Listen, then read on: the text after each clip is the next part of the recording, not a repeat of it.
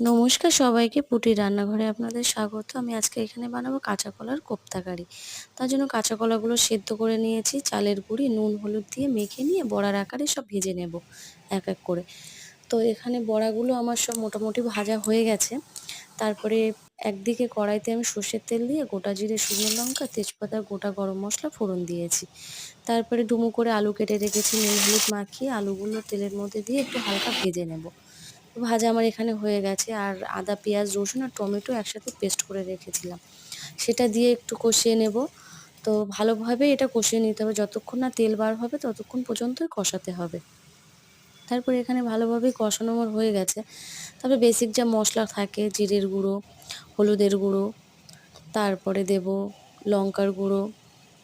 এখানে চাইলে আপনারা ধনের গুঁড়োও অ্যাড করতে পারেন, আমি এখানে দিইনি। তারপরে লবণ দিয়েছিলাম ১ চামচ মতন, এবার টেস্ট অনুযায়ী লবণটা দিতে হবে। তারপরে ভালো করে সুন্দর করে কষিয়ে নিয়েছি। কষানো হয়ে গেলে আমি গরম জল দেব, দিয়ে চিনি দেব। চিনিটা একটু অল্পই দিয়েছি, আপনারা টেস্ট অনুযায়ী চিনিটা দেবেন। তারপর এখানে ভেজে রাখা বড়াগুলো দিয়ে ঝোলের সাথে ফুটতে দেব। তা হয়ে যাওয়ার খানিকক্ষণ আগেই আমি গরম মশলা আর ঘি দিয়ে আর কাসুরি মেথি দিয়ে নামিয়ে নেব। তো এখানে আমার রান্নাটা হয়ে গেছে, দেখুন কেমন হয়েছে।